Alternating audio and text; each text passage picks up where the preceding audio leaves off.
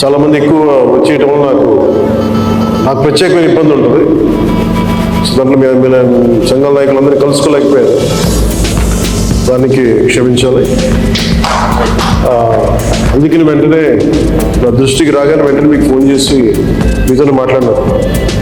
అంటే నా ఉద్దేశం ఏంటంటే నిర్లక్ష్యం చేసే వ్యక్తిని కాదని చెప్పడానికి.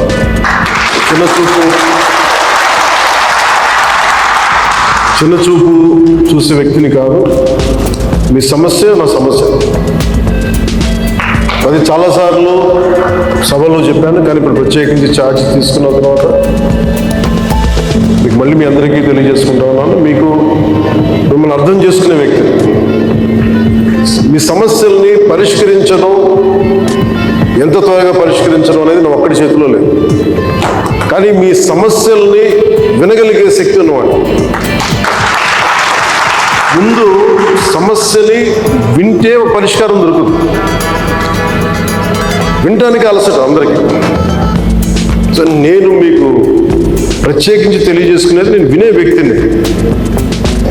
ఇందాక మీ సహచరులు ఎవరు వచ్చి ఇక్కడికి ఇచ్చారు, సహచరాలు, అది ఖచ్చితంగా యుద్ధ ప్రాతిపాదికన మీరు ఆ సమస్యను పరిష్కరిస్తాను మీరు వచ్చి ఇచ్చారు. ఇలాంటివి చేయడానికంటే నాకు మీరు ఇందాక ముందు సంఘాల పెద్దలు కూడా మాట్లాడుతూ చాలామంది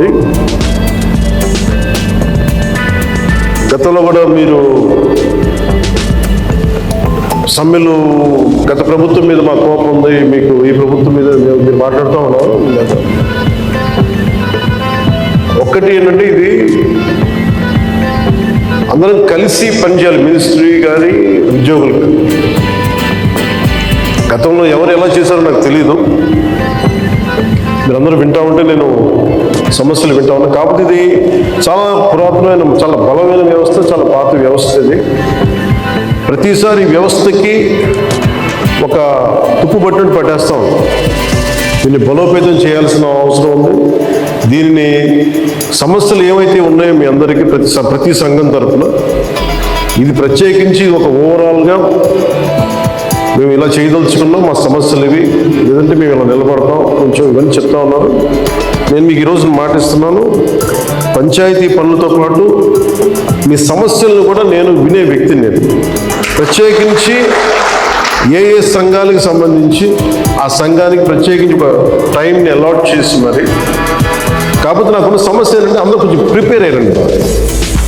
అంటే నేను చాలా శాఖలు ఉన్నాయి, మిగతా పనులు కూడా చూసుకోవాలి. కాబట్టి మీరు బాగా ప్రిపేర్ అయ్యి వచ్చి ఒక పరిష్కార మార్గం కూడా తీసుకెళ్ళండి. దాదాపు ఇలా ఆలోచించవచ్చు, ఇలా చేయొచ్చు. ఇందాక మీరు మాట్లాడుతూ అన్నారు, గత ప్రభుత్వం అంటే అంతకుముందు 2014 వచ్చినప్పుడు మా మీద కొంచెం కినుకుందన్నట్టుగా మీరు అన్నారు ఇందాక. అది అంటే భయపెట్టేవాడికి భయపడతారు, కానీ కొంచెం ఓపికగా సహజంగా కొంచెం వినే వాళ్ళతోటి ఎక్కువ ఆ బాధను మేము గత ప్రభుత్వం వాళ్ళందరినీ భయపెట్టింది. అది నేను అర్థం చేసుకోగలం. కానీ మేము మీకు భుజం కాసే వ్యక్తులు. ఒక వ్యవస్థని తిరిగి బలోపేతం చేయాలంటే చాలా చాలా కష్టసాధ్యమైంది.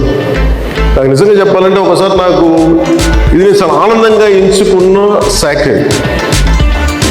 నేను ప్రభుత్వ ఉద్యోగ కొడుకుని, ఆ జీతాల మీద మేము పెరిగిన వాడిని. మా నాన్న జీతాలు రాకపోతే మమ్మల్ని స్కూల్ బయటికి పంపించి మళ్ళీ జీతాలు వచ్చిన తర్వాత మళ్ళీ స్కూల్లోకి అలౌ చేస్తున్నాయి, అవి కూడా ఉన్నాయి నా సంగతి. అలాంటి సంఘటనలు సందుకు నేను కష్టాన్ని అర్థం చేసుకోవాలి. అంటే 1వ తారీఖు జీతం రాకపోతే ఏమవుతుంది నాకు అనుభవం లేదు.